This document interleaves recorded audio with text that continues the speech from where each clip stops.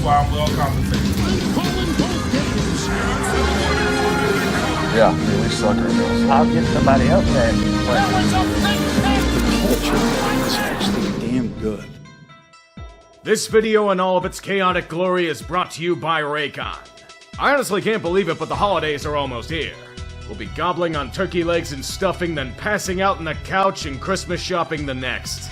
Black Friday and Cyber Monday? They're my time to shop. And if you're looking for gifts for loved ones, the everyday earbuds are ones that have lasting value you'll actually use.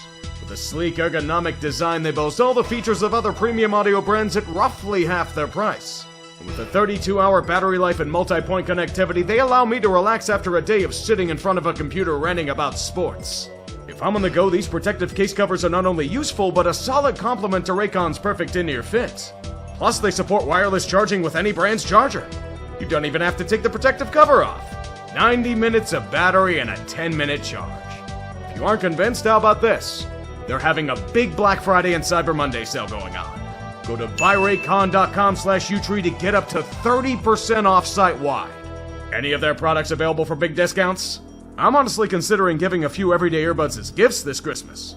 And you should think about it too. But enough talk. On to the video. This is Thursday Night Football. Not any of that pesky offensive showcase like we had last week. It's grind time. And it's flesh on metal grinding. Painful and prone to infections. Perhaps Washington themselves are infected. Their offense had nothing. Jaden's visibly injured and Cliff was out here playing checkers all game. Vic Fangio and the Eagles defense read through every telegraphed move. So should be an easy Philly win, right? You know what team this is? Now with that inconsistent offense and Jake Elliott, the moment they finally use him, he proceeds to miss nearly every damn kick. 7 points erased due to an inaccurate leg. It's an ugly game and Washington's pushing for position. Down by 2 and charging. It's 4th and short near their red zone in the 4th quarter. They go for it. The play was dead when the ball was snapped. What the hell, commies? A field goal would have gotten you the lead. Did Sirianni do some Freaky Friday shit or something? Just like that, the momentum pendulum swung hard. Turns out Saquon's pretty goddamn good at running the ball and Washington doesn't have a run defense. Off the cliff you go, commies. Even worse, we learned nothing. The Eagles are once again making this harder than it should be and have to be bailed out by elite talent.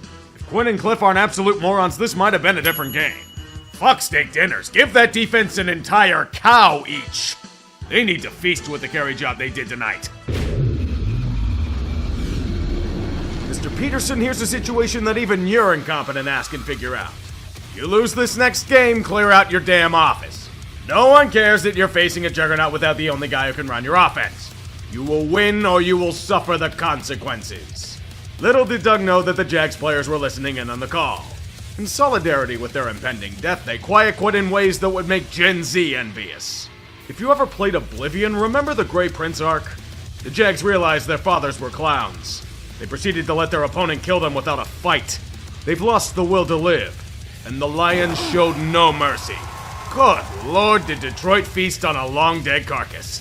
They ripped Duval apart limb from limb, a bloodlust rivaling Aztec sacrifice rituals. The roar of the crowd as they set franchise records for net yards, first downs, margin of win, and a scoregami. 9-1 for the first time since the Great Depression. The largest disparity in yardage since the Carter administration. This is devastation rivaling Dan Marino's final game. Firing Dougie P, they're gonna leave him and his staff at a fucking Greyhound station. I kind of figured this would be a more aggravatingly close game than Minnesota would like it to be. The fortunate thing is that it was much less of a heart attack in comparison to more recent weeks. To be fair, that's pretty easy to do when you're up against the tits. Oh boy, the glorified bye week led by a future Birmingham Stallion. The home team will have frustrations aplenty and they will enjoy such pain with a smile on their face. Look, the script says for Minnesota to win and they shall win with ease. It doesn't matter if a bunch of questionable calls went against the Titans, no one cares about Tennessee. Your team fucking sucks and you had 13 demerits against you. Oh no, you have a better chance of replacing Mayo Man under center. How terrible. Undone at every turn by your own hand. Or by the Zebras, either or is acceptable. Just pack it in, Titans, your season's long been over.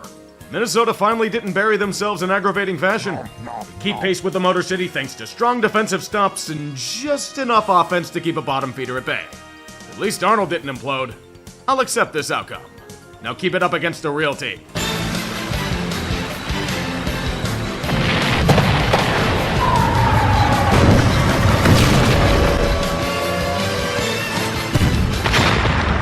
New Orleans is doing it again. They're rattling off a few wins when it doesn't matter and deluding their executive branch into thinking being competitive is just a few less injuries away.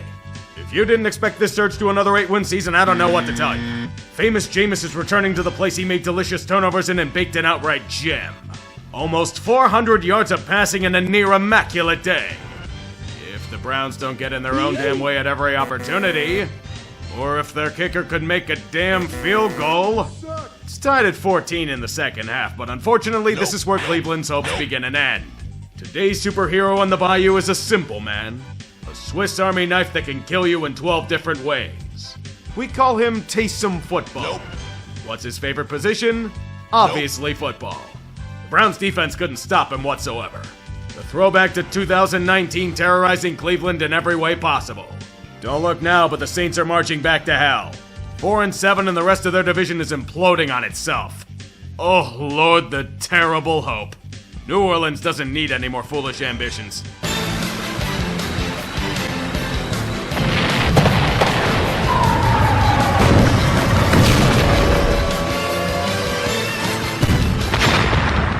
The fortunate thing is that Miami has a chance to escape Tank Bowl contention soon. When you play teams like the Raiders, it's all but a certain possibility. Las Vegas is a sideshow that's more interested in fighting for the likes of Cam Ward and potentially a new head coach.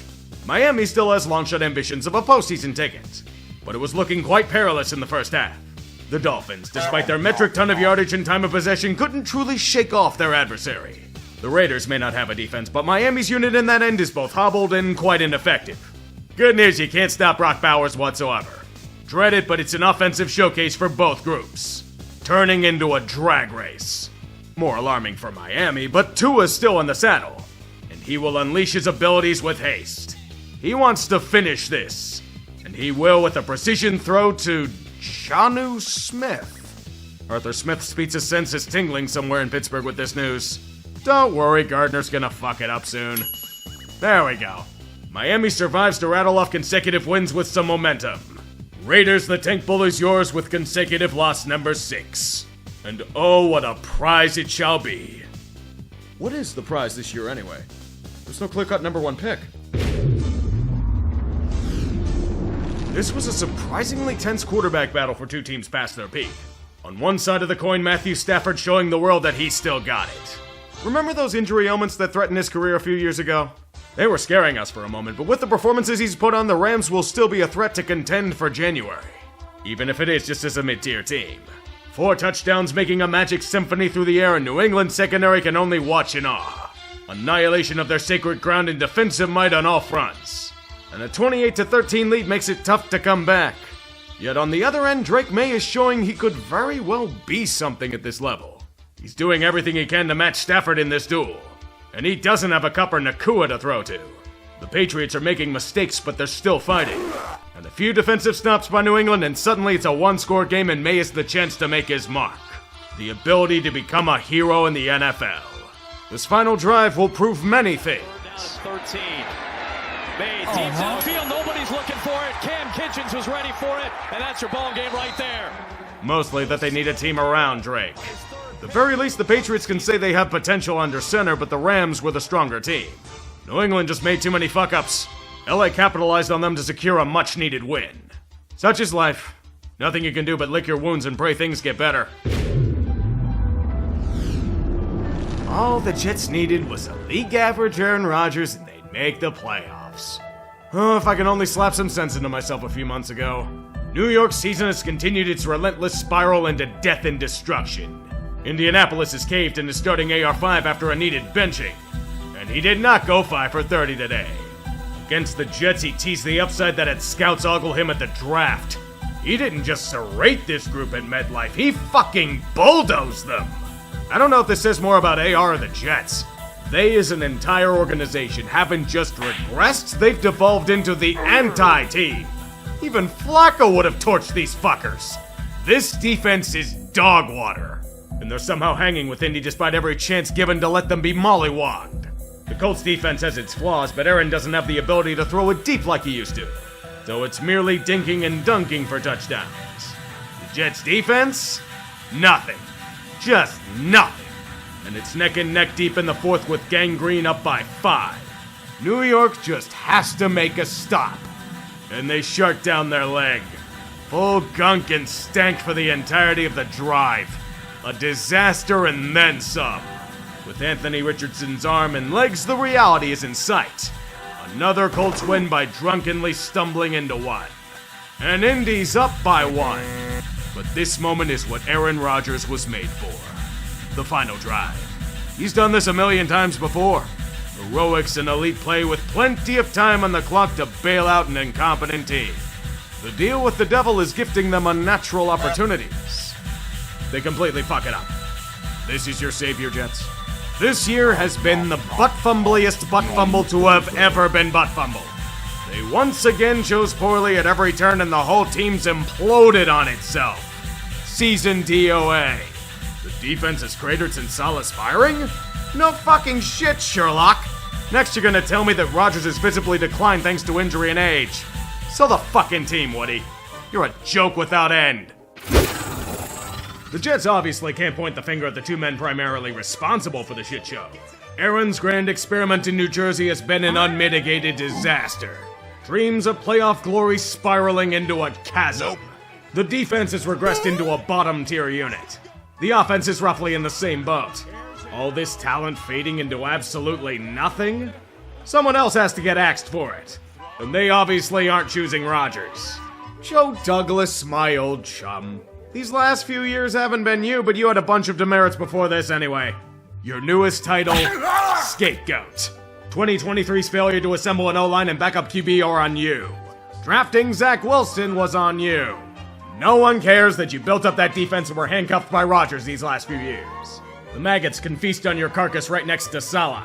Because the real victim in this story is the guy who has a worse win percentage with the Jets than Zach Wilson and Sam Darnold.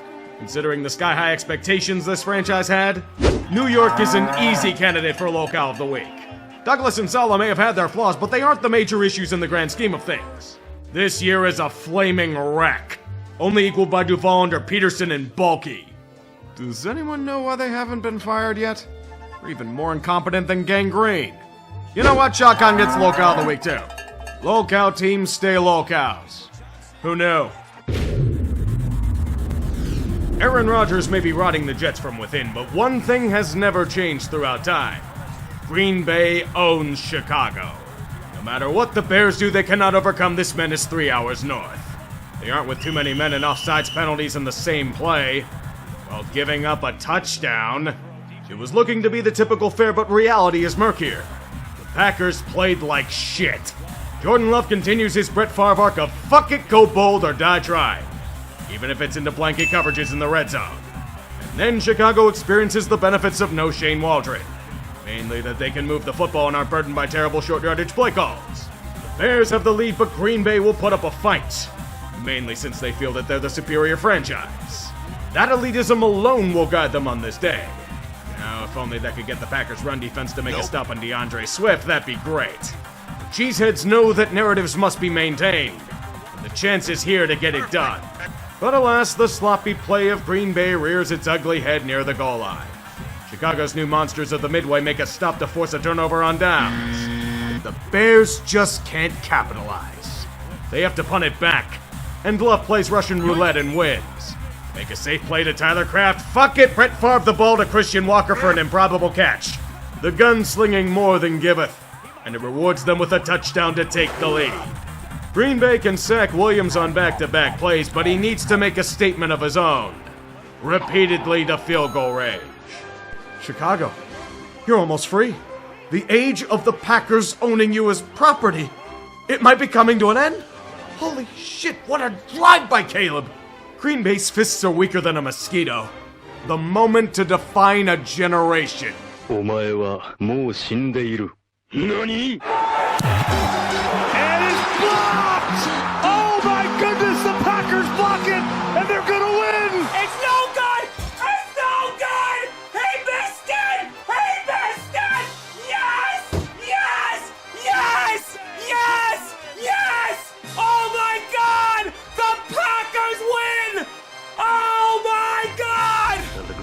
disturbance in the force, as if millions of voices suddenly cried out in terror.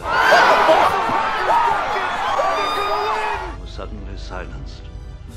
I fear something terrible has happened. Ravens and Steelers, foes crossed together in life and fate, forever entangled in the stars, locked into eternal battle.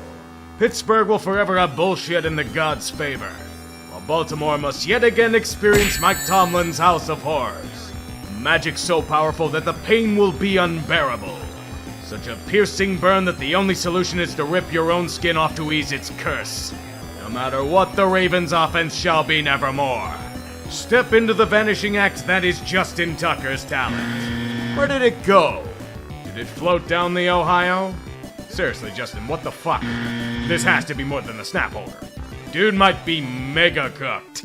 Gaze into the mirror and see the distortion of reality and time. Your defense will finally step up to its abilities, not allowing a single touchdown all game, yet being stymied from the most devious of plots. One inflicted on themselves. Failed drives, overthrows, dropped passes, and fumbles, the deadliest of foes in the Steel Hell House. It will forever be just within the reach of victory, but consistently undone by the hands of fate. Russell Wilson throws a terrible interception in the end zone, giving them life, only to get the chance ripped out of their hands when a catch looked all but certain. Now do you see, Baltimore? The game was rigged from the start. Only the fucking Steelers. The bullshit is indeed real. With another Boswell field goal to go up by 8, the insanity is complete. But then Lamar realizes something. The house is nothing but smoke and mirrors. Their escape from this torture is now possible. And finally the secret has been broken. Lamar finally unleashes his power. A redemption arc for Zay Flowers with only one thing in the way. They have to go for 2. Run play.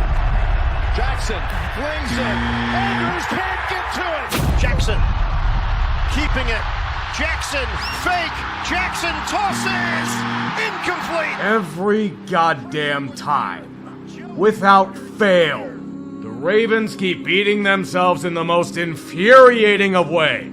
I've said it before and I'll say it again. Paper fucking tigers. The defense finally did its job, and this is the reward the offense brings? Where the fuck was King Henry on that 2-point play? In fact, why did they barely use him here? Another Steeler game won with nothing but Chris Boswell's leg. I don't know how Baltimore can't beat the Steelers, but this is reaching Pittsburgh against the Patriots territory. Super Bowl? Play up to your fucking potential and then we'll talk. Now get out and think about what you've done. I think the Broncos might be pissed about how last week ended for them. The Chiefs blocked their kick, they'll block anything Atlanta tries to throw in resistance. Did the Falcons even try to throw anything? This defense was absolutely atrocious. What's a pass rush? What is coverage? They were Charmin soft. And that might be a compliment.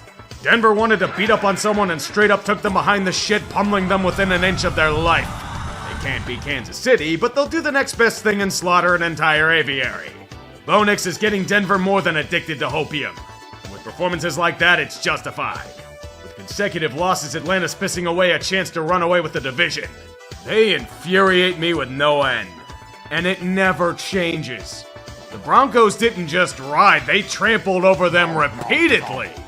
Get a shovel. It's the only way you're gonna pry their remains off the ground. Divisional bragging rights are on the line. Both teams are struggling to launch, but their playoff ambitions are still in sight. Yet a loss here would be devastating for both, especially Seattle. Their last loss against the Rams was agony-defying, and it's happening again today. The Seahawks can't solve this relentless 49er defense. Geno's suffering a world of hurt and can't do much of anything. He and this offense are stuck in neutral. And it's a shame since the Niners are being stuck in the same trap, but it just feels hopeless. This is a game Seattle needs. Yet San Francisco looks to be pulling away in the second half. Only one problem. Nick Bosa is the next victim on the hit list. He taunts the gods, so he suffers an oblique injury and didn't return. The floodgates have opened. Clamping down on the Seahawks will no longer be an option without the relentless pass rush. Geno's slumber will cease. And will finally drive the offense to life again. A touchdown to retake the lead, and we have a game in Santa Clara. The Niners offense, led by a revival of talent and some health on that end, are able to break the Seattle defense in the art of war. They'll drive down the field and retake said lead. Even better, their defense without Bosa manages to hold the fort. 3rd and 4th and short are stopped by might for a turnover on downs. All the Niners have to do is bury their opponent. And they can't. They just can't do it. The Shanahan curse is real, and it inflicts maximum damage at the worst possible moments. Or maybe that's Geno incinerating this defense on a masterful final drive. Dinking and dunking with masterful clock manipulation in a sea of hate and fire. And he alone will drive the stake into this evil's heart. Under 20, Smith back to throw. Smith takes off. Geno Smith, end zone ahead. Touchdown Seattle. The anguish must continue. Every chance for the Niners will be repeatedly cut down above the knee. It's the horrible fate they endure. Talent unable to fully vest into form. Losing what should be winnable games thanks to crumbling execution and injury. The Seahawks gave everyone even more heart attacks, but for a different reason. Reviving from the dead. Potentially saving their season in desperate fashion. May have some hope after all. I'd yell at them to be normal, but we know that isn't happening with Seattle. The next challenger arrives on the docket for the champion's head. This time, it's one that's long been bested by them in excruciating fashion. Will they finally get a kill shot, or will it be wide right? That's the concern. Buffalo should have this relatively easily, but Kansas City's game's been simple. They will not die. They'll never give us the pleasure of doing so. This contest will be a back-and-forth affair, like all Chiefs-Bills duels to the death. The Bills may have the regular season advantage, but Kansas City always manages to pull ahead when it most matters. In the playoffs. The twists and turns of life and death both entangle these two teams in the heart of war. Buffalo staying ever so slightly ahead in the chase of victory. Both squads throwing haymakers and touchdowns on the cold tundra of the battlefield. And the Bills have a chance to put it out of reach. Up by 2 and with ball in hand, they continue to best one of the strongest defenses in the game. Kansas City likes to be one step ahead. They're nefarious. And the 4th and 2 is their masterpiece. Little did they know that they just played right into the Chiefs' hand. Fakes left, now taken off. Gonna run for it again. And there he goes. Inside the 10, the 5. Oh, the play of the year in the NFL. Not if Josh Allen runs through every trap possible. This man is the franchise. And he proved it yet again with a touchdown for the ages. The regular season superiority against Kansas City is once again confirmed. With this win, the Bills rumble and pass their greatest test so far. There's only one sound echoing throughout America on this night. The 72 Dolphins stand alone once again. The undefeated dream lies dead, but it should have been so at least 5 separate times by now. If you keep playing Russian roulette, you'll eventually find the bullet. Get back up, Chiefs, you'll be fine. I don't think a game best represents peak Bungles and peak Chargers more than whatever the fuck we witnessed on Sunday night.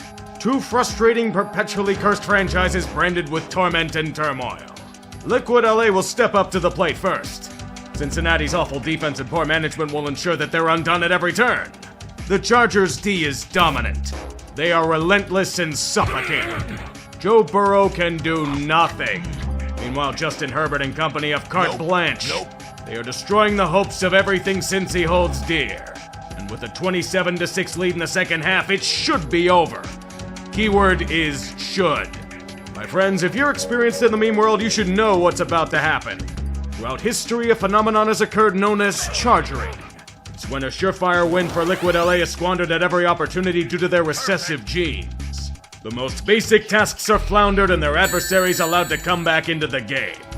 Or maybe it's just Joe Burrow being a god with Jamar and T wreaking havoc on the secondary. Either way, the Chargers are so embarrassed they should go back to San Diego. The game is tied. God, fuck you! Just want a blowout win for an easy segment and you pull this shit? Even worse, since he decides at this moment, nah, we're good. We'll just fuck everything up from here. Evan McPherson channeled the spirit of Justin Tucker. Current year Justin Tucker. He went Democrat and kicked everything to the left. Really, Evan? One job and you can't even do that? So who the fuck even wants to win this game? Anyone? Please? Would it make sense just to tie? At this point, Jim Harbaugh just throws his hands in the air and says, "Fine, we'll take the win." Chargering's gotten too predictable. Let's throw a twist on the formula. In front of KK, Dobbins runs left. Dobbins takes off. Dobbins inside the 2. Dobbins to the end zone. In for the touchdown. The Chargers did their best to choke this game away, but by God, the Bengals just wanted failure that much more. It's to be respected. Only a team as inept as them can repeatedly find ways to coach and play themselves into a cardboard box and be shipped off to Abu Dhabi. You have Joe Burrow, Jamar Chase, and T. Higgins putting up the stats they do every week, and you're 4-7? Do you know how pathetic you have to be to waste such ability? These are generational seasons in franchise history, and they're turning into Trout and Shohei with the fucking Angels. Nothing around them. An inept fool at the helm. Mike Brown's cheapness undoing them at every turn. Even Jamar's pissed about it. LA escapes their own incompetence in the style of Staley. One word of advice. Don't turn around. There's absolute destruction behind you. Oh, Houston, will you ever cease to stop infuriating us at every turn? You're just lucky that Mike McCarthy went back to the fake punt in his own territory well again. Maybe he was traumatized by the piece of metal dropping from the roof before the game. He's a moron, we knew this, but I'm not shocked that it was a very close game for long stretches of time. The Texans have been doing this all year. Nothing but a struggling offense led by C.J. Stroud's sophomore slump and Laramie Tunsil's new favorite color. Yellow. The only thing performing to ability right now on that end is Joe Mixon, and he debilitated this dead star with 3 TDs on the day. They're just lucky this time around. If they aren't facing a rotting corpse in the Cowboys, this game probably turns out differently. Hell, it was extremely close for over a half, yet Dallas kept shooting themselves in the dick. Houston gave them a gift by slapping them silly on a 64-yard field goal. They gave it right back on overnight shipping. Did you see that play call on 4th down trailing by 10? Cutting off half the damn field immediately. What a genius decision, Mike. At that point, the game turned on a dime. The Texans finally realized that they have divisional aspirations and buried Dallas in Jerry's tomb. You just want to reach in your TV and slap some sense into Houston. They're capable of so much more than this. At least they won, but did they have to be so unsightly? The score was deceiving, kind of like Joe Mixon's elusiveness. I'll congratulate you when you beat a real team convincingly. Bring out Jadid! Bring out Jadid! Bring out Jadid! Bring out Jadid!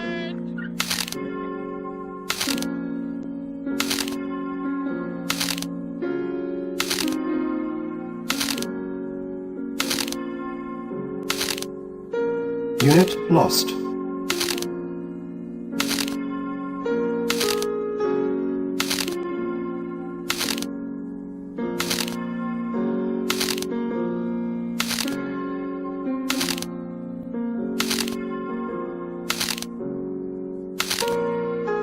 Unit lost.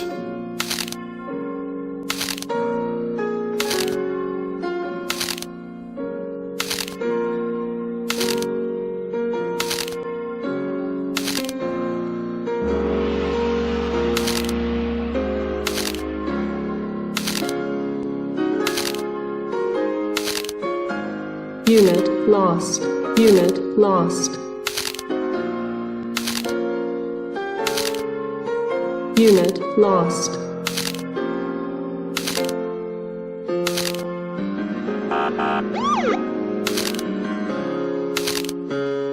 Unit lost. Thanks very much. That's all. See you on Thursday. Right. One of the better pass rushers in the league going to work on 3rd down. Levis taking a shot. He's got Westbrook Akine breaking free. And the Tennessee Titans right back in it.